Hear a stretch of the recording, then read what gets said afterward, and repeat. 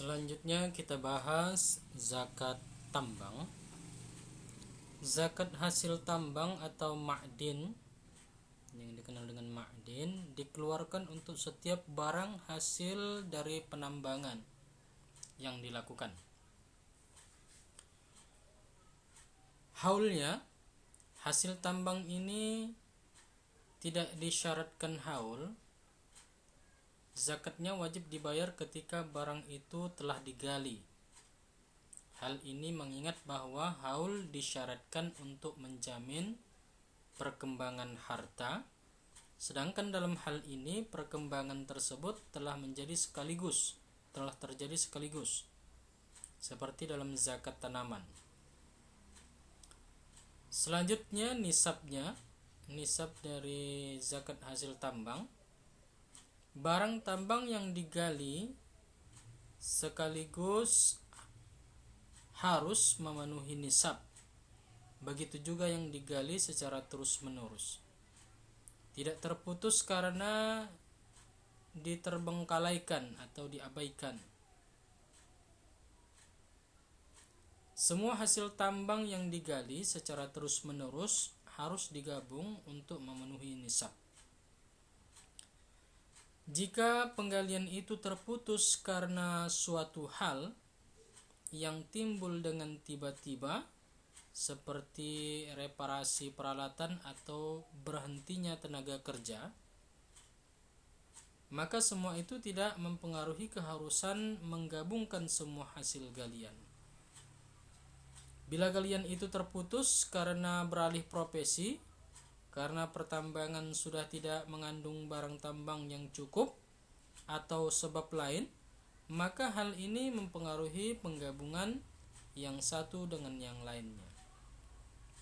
Dalam hal ini harus diperhatikan nisab ketika dimulai kembali penggalian baru.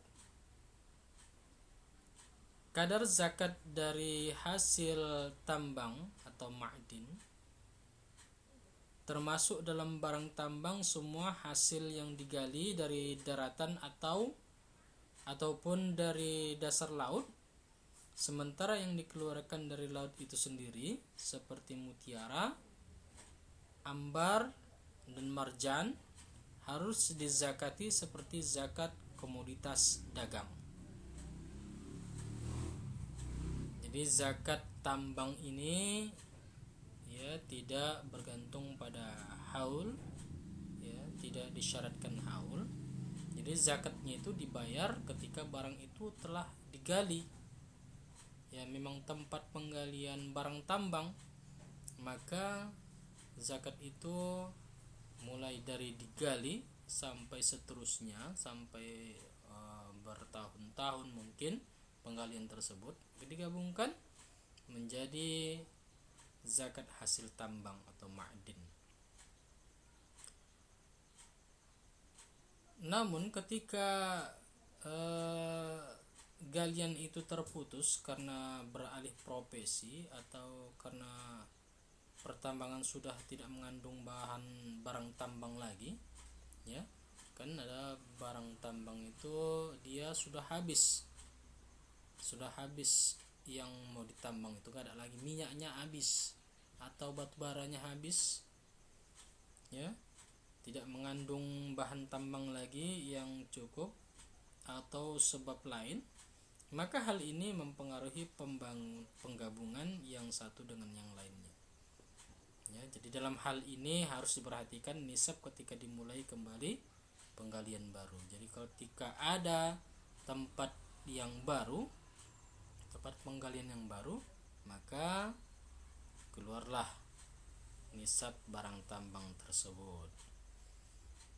Dalam hal ini kemudian kadar zakatnya itu yang termasuk dalam barang tambang semua hasil yang digali dari daratan ataupun dari dasar laut, apakah itu minyak berupa gas, cairan, apakah itu seperti mutiara, ambar, marjan, semua itu harus dizakati seperti zakat komoditas dagang. Mudah-mudahan apa yang saya sampaikan pada kesempatan ini bermanfaat untuk kita.